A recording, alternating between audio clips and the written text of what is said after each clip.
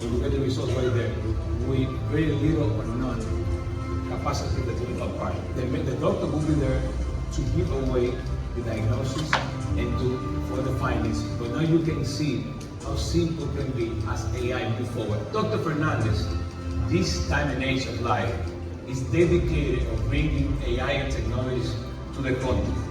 Before I get the mic forward to Dr. Fernández, the only institute for technology in the DR, he started, that's 20 years ago, 24 years ago, something like that.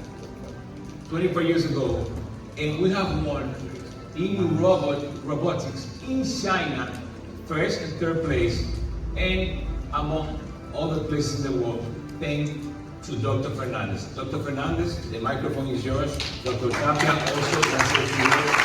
Please give your audience this Basilica. Thank you. It is truly an honor and a pleasure to be here sharing with you some thoughts about the Dominican Republic. And I want to thank Ramón Tallaj Jr. for his kind invitation. Of course, everything he has said about me is clearly exaggeration. Don't take it for word. And yes, back in the year 2000, when I was then in my first term in office, we built what is called the San Domingo Cyber Park, which is a complex for the workforce, but also educational, is the Technological Institute of the Americas. We have trained already in the past 35 years over 70,000 Dominican youth. They're trained in biotech, in software development programs, mechatronics, multimedia, and we signed an agreement with Stevens Institute of Technology here in New Jersey for master's degrees. And we had faculties coming over from India, from Israel, US, Japan, South Korea, and so our students were able to really have a global scope about high tech and how it can be implemented in developing countries like the Dominican Republic.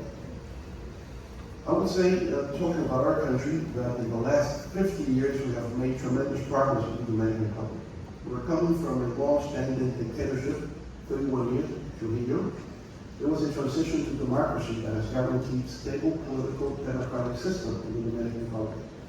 And because of that, we have been the largest economic growth in the region, 7% average per year.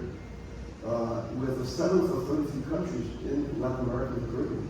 Small island, Cabo Island, as a matter of fact, but still number 7 out of 33 in terms of economic growth, which is quite a performance. And there has been large improvements in healthcare, even though there's still many challenges there. But I can say we have been able to overcome diseases like malaria, tuberculosis. We have improved in the areas of infant mortality, and in some way we can say that improvements have taken place in education, in healthcare, in higher education, science, technology, and innovation.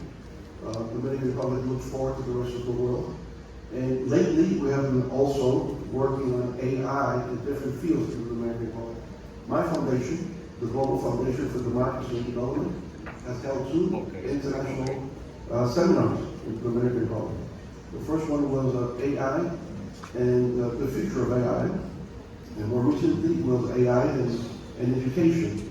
Looking forward for next month in October, we're going to have an international seminar on AI and the future of medicine in Santiago at the Homs Hospital, right? So you're all invited, and I think it's going to be a good event. And thank you for hosting us here today. Thank you so much for the invitation.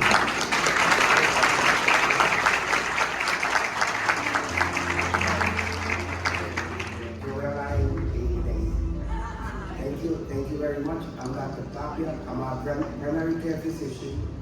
I work in the commodity. Dr. Molina. For us, pediatricians, we are at the bottom of the food chain in terms of the money that we get, but we have the most important job is making sure that kids grow up healthy, mind and body.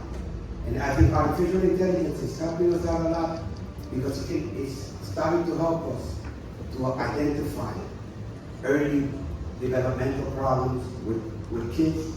We know we have a lot of problems with mental health, autism, And now with the immunizations, that we know that one of the biggest challenges that we have is convincing our people how important immunization is. And I know that we have a great future with artificial intelligence, and primary care is the future, because out of every dollar that is spent on medicine, $80 goes towards hospital care, and only 20% goes to primary care, but yet we are responsible for 80% of the people that are healthy today. Thank you.